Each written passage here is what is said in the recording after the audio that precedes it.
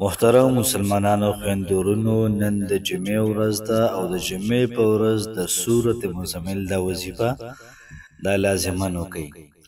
فایده به محترمو دا وي چې څومره ستاسو حاجتونه دي دا به الله پاک پوره کوي، څومره ستاسو مشکلات دي دا به الله پاک ختموي. دغه رنګې د رښتې مسله وي، څومره ګران رښته وي نه کېږي. دغه رنګه څومره رکاوټونه وي، څومره بندشونه وي، دغه رنګه محترمو د مال او دولت خبره وي، د پیسو خبره وي، دغه رنګه د کاروبار خبره وي،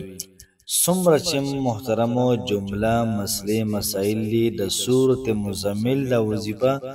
دا تاسو د جمعې پر ورځ وکئ. انشاءالله العزیز مکمل ګارنټي در کوم، الله پاک به ستاسو کارونه دا محترمو په ښه طریقې سره کوي، په بهترین طریقې سره وکئ. بسم الله الرحمن الرحیم. شروع کوم د ډیر زیات بخونکي او د ډیر زیات مهربان رب په نوم باندې. زه ګواهي ورکوم د دې خبرې چې د الله پاک نه علاوه د عبادت لایق بل څوک نشته او نبی کریم صلی الله علیه و آله وسلم د الله پاک بنده او د الله پاک رسول دی. نن چې محترمو زموږ کوم وظیفه ده د سورت مزمل یو ناشنا وظیفه ده او د سورت المزمل یو ناشنا ختم د محترمو. تاسو په ژوند کې دا وظیفه وکئ، انشاءالله العزیز نور علی نور به وي. الله پاک به ستاسو تمام حاجات پوره کړي، الله پاک به ستاسو تمام مسلې محترمو دا به ختمه کړي. یاد ساتئ محترمو، زمونږ بعض زرونه داسې وي چې هغوی پیسې راوالي ویې لګوي، یو ځای کې کاروبار باندې پیسې بندې کړي او نقصان ورته وشي، بیا وروسته خفه چې یا الله دا څه وشو، زما خو ټوله کاته اړې موړې ختمه شوله. یاد ساتئ محترمو، د کار شروع کېدو نه مخکې د سورت مزمل دا وظیفه شروع کړئ، د سورت مزمل تلاوت وکړئ، انشاءالله ستاسو کار کې برکت وي. دغه رنګه محترمو بعضې ځایونو کې هلکان داسې وي چې هغوی کوشش د رښتې کوي، مور پلار کوشش کوي، دغه رنګې خویندې رونه مور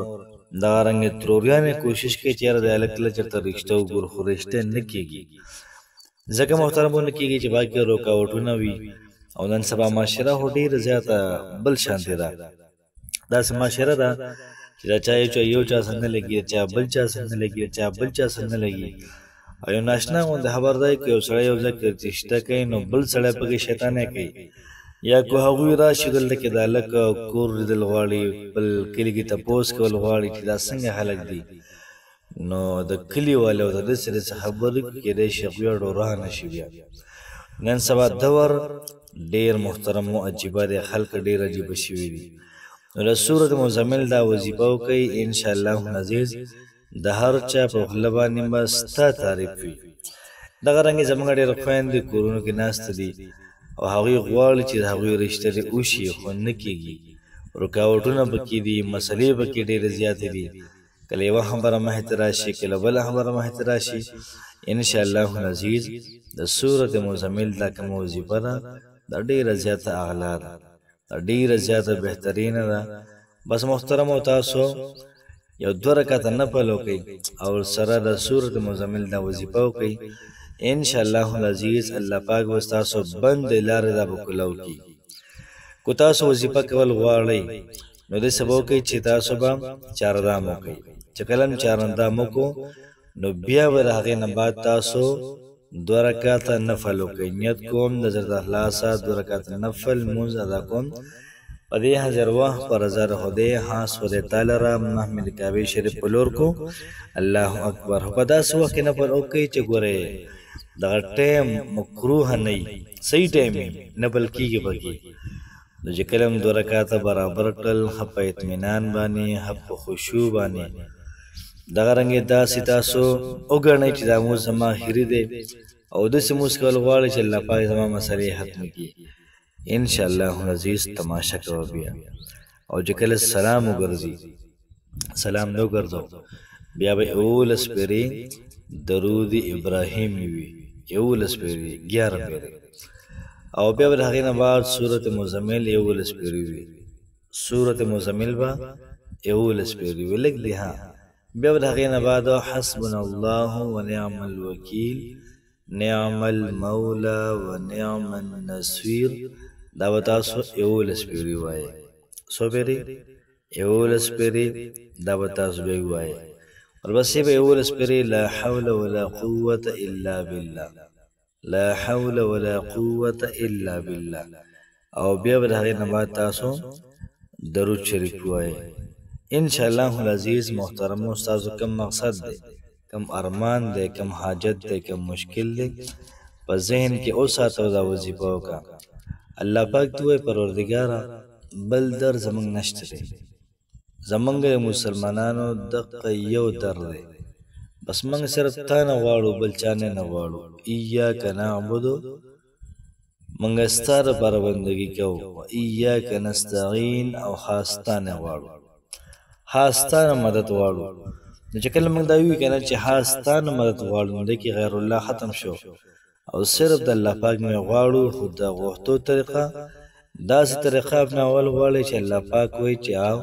د دې سړي راسیس پکاره چې ورکړي مولا محترم مسلمانانو ډېره عجیبه ډېره ناشنا وظیفه ده موږ څو پیرې په دې وظیفې باندې تجربې کړې دي څو پیرې بعض وخت یو مشکل کار راشي بس 41 پیرې ووایو هغه مشکل کار ختم شي د سترګو د لیدو حال دی یو پیره بجلی لاړه او ترتیب او طریقه کار داسې وکړه چې مایک لګېدلی خو که بجلي راغلی نه وې نو څومره ډېر زنانه دي د هغوی دستربندي یو قسم له یا د قرآن مجید ختمونه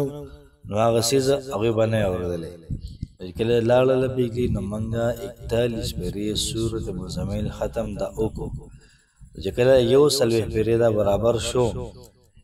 په خپله بجلي راغله او داسې نور په دنیا قصې دي دنیا واقعیت شوي دي یاد ساتئ محترمو چې تاسو مزمل دا وظیفه وکړئ کوشش وکړئ چې تاسو 11 پیرې هماها وکړئ دغه رنګې نن وکړئ ورپسې سبا لوګئ پرېږدئ به نو هغې پوره کوئ هغې پورې چې څه پوره ستا حاجت دا پوره شوی نه او په الله پاک باندې خپل حاجتونه دا ومنو دا پوره کړو محترم الله پاک سره خپل تعلق دا اساس کړو چې کله موږ الله پاک سره خپل تعلق اساس کړو او الله سمسنګ باره کړل دا ما سره قبلېږي داسې به نه چې نه قبلېږي بس تعلق پکار دی او الله پاک سره چې کله موږ اساس کړو انشاءالله به تماشا کوه بیا به الله پاک هغه څه کوي چې ته څه غواړې من کان لله څوک چې د الله پاک شي کان الله له